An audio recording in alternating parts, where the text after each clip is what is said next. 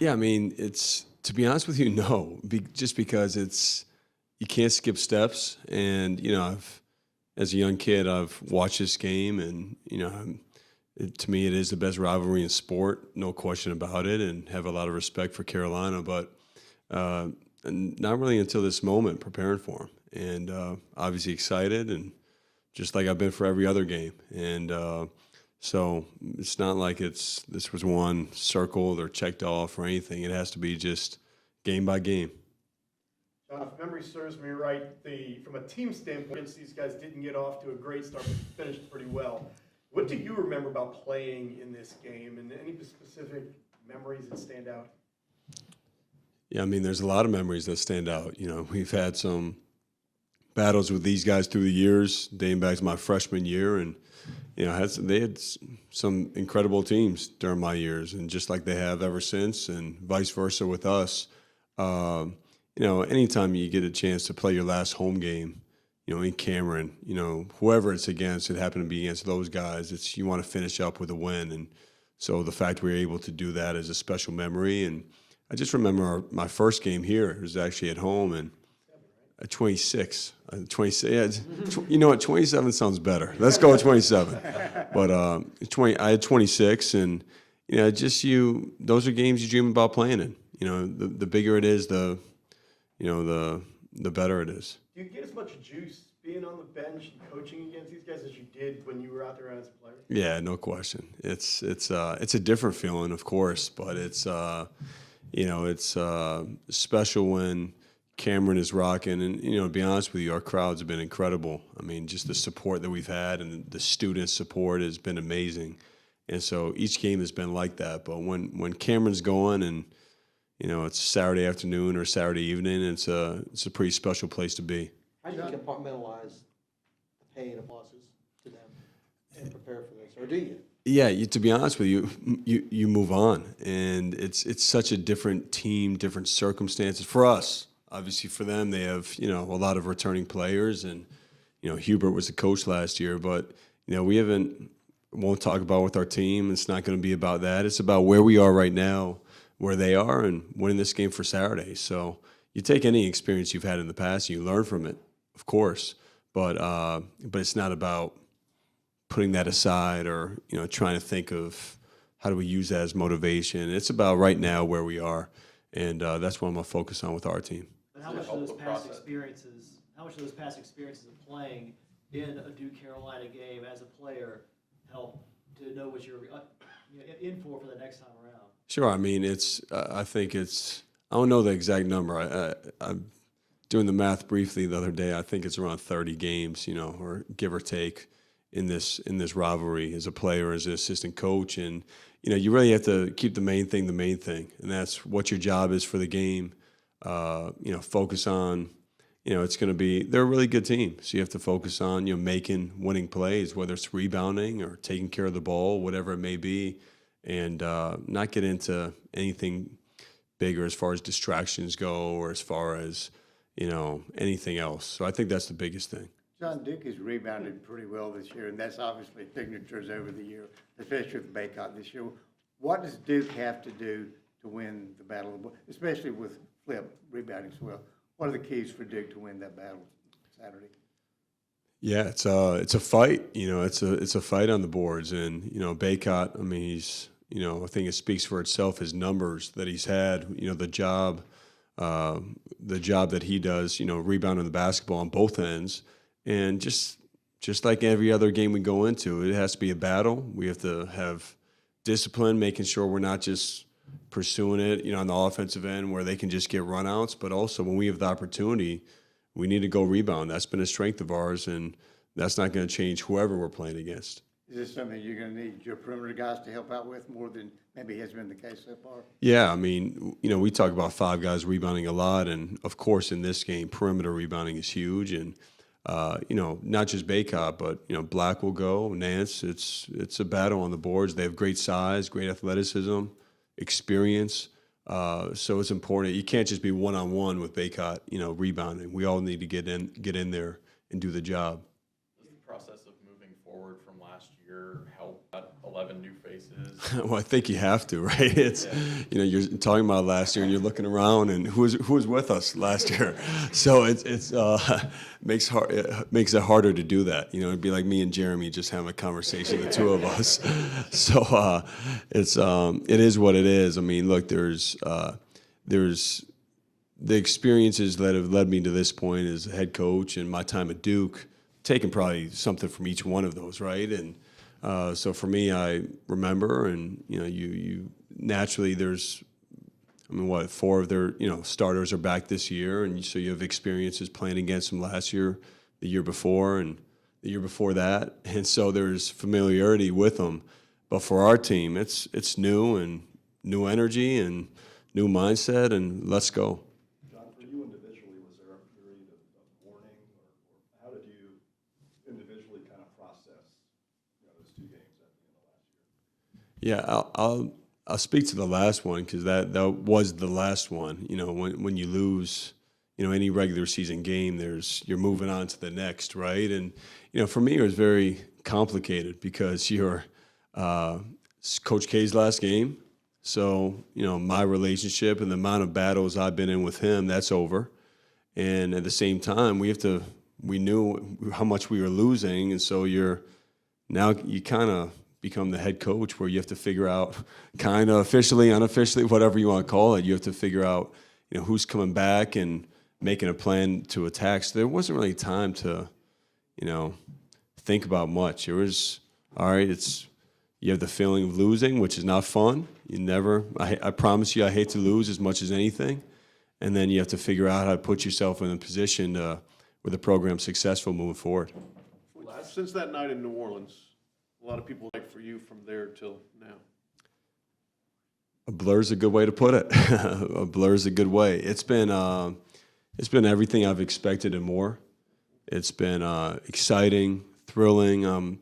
I knew a lot would be thrown at us this year with the schedule that we have, with the amount of new players. I'm just so proud of the group for sticking together, for battling through adversity. Our non-conference schedule, we played, 3 of the top 10 teams in the country, and Purdue being number 1 right now. Kansas has been number 1, and we're right there with everybody. Gone through some tough experiences on the road, some battles, and just proud of the group for sticking with it and fighting. And that's not an easy thing to do. It's not an easy thing to do where you can block out any noise or anything like that. And our team has done that. Of course, we've had to do that as a staff, and I'm just really proud of this group and how we persevered. You had mentioned recently that you had a conversation with Hubert over the summer. What was the reason for that? And just like generally, what's your relationship? It was just organic. I mean, I think his first year back was around the time my first year was back, give or take a year or so. So we've always, had a nice relationship as assistant coaches. You see everybody on the road, and literally bumped into each other last summer. And, small talk, just catching up, and literally just talked about our families. Just talking about the toll that this job can take on family. And I think he has 3 kids as well, and, his family is everything to him, and just like for me. So just talked about that, and have a lot of respect for him as a person and as a coach. I think it was Orlando we were in. Yeah, I feel like we were in Orlando a lot. There's a bunch of tournaments going down there. I'm pretty sure. Last 6 games. It's a blur, so it's. I don't know if it was Orlando or not. In the last 6 games, it seems like Tyrese has really hit kind of another level. What's different about him recently? What's clicking? I think his confidence is really growing, and we threw him into. You were asking me, Pat, about first year. It's his first year, and he actually shouldn't even be here right now. We brought him a year early, so we threw him right into the fire. And sometimes when you do that, you go through moments where you have great success, and you can go through moments where you don't look very good. And Tyrese, that happened to him early. Really went through a tough shooting slump, which probably impacted him. And you just see his confidence growing each day. He's done amazing work with Jay Lucas, every single day. And his feel for the game, his shooting, his ability to make others better.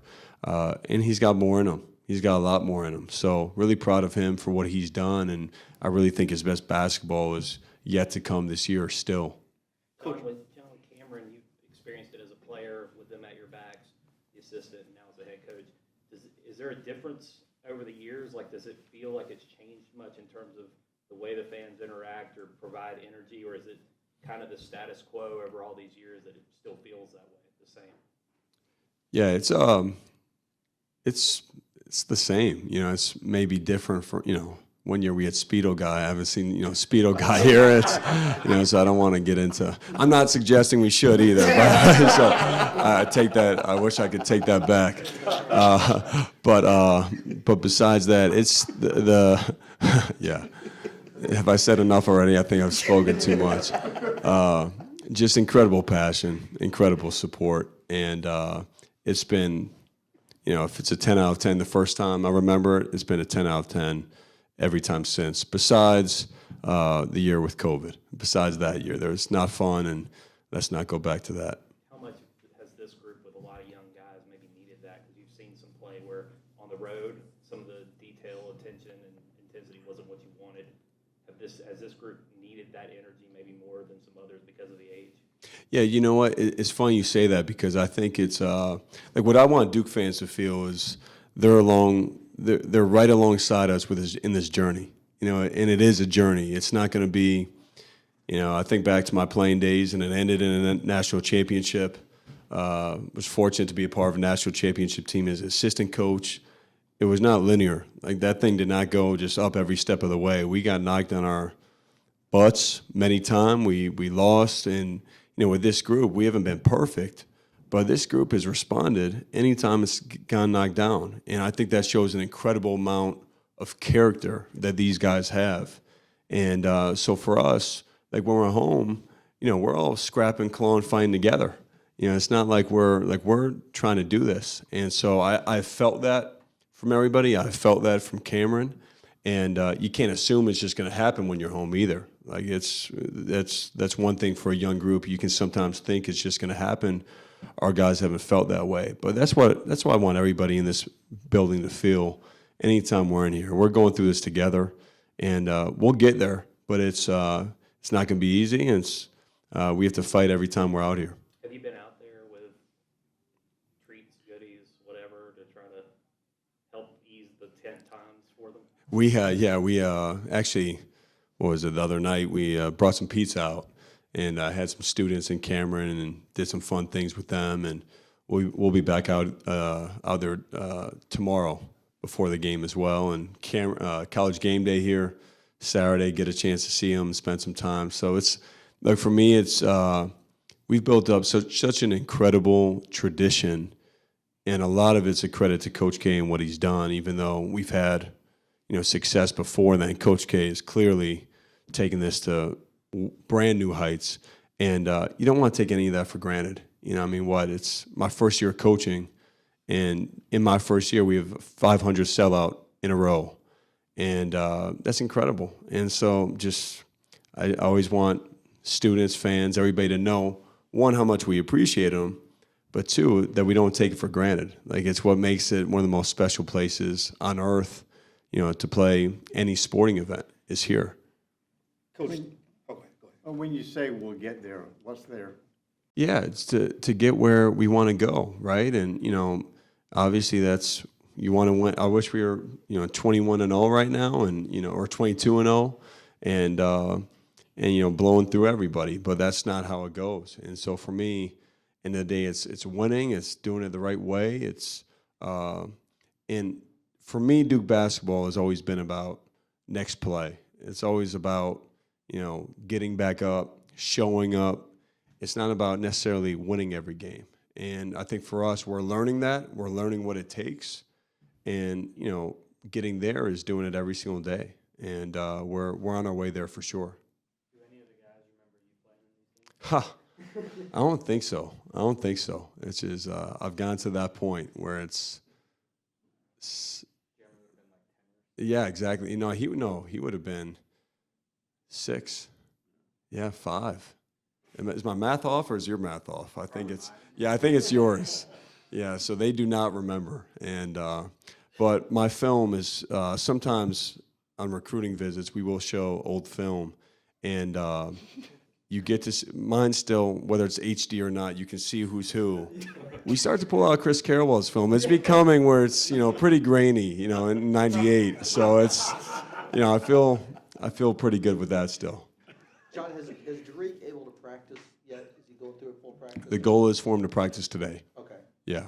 And possible for Saturday, or you're? It's possible, but we have to see him practice and take the necessary steps the next couple of days.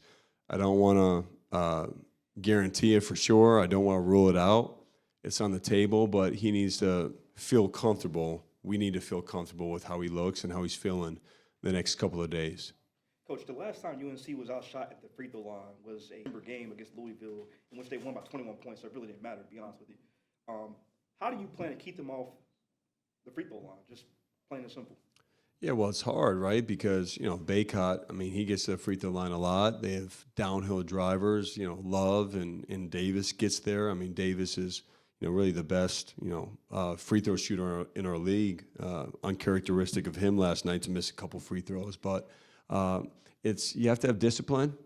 You have to meet him early. If you're late and all of a sudden, Baycott's got you under the basket, it makes it difficult. So having discipline and making sure 5 guys are playing together. If you start playing them one-on-one, life can be pretty hard for you. All right, thank you all. Brendan just looks it up. The difference, he would have been 8. You would have been 8. All right.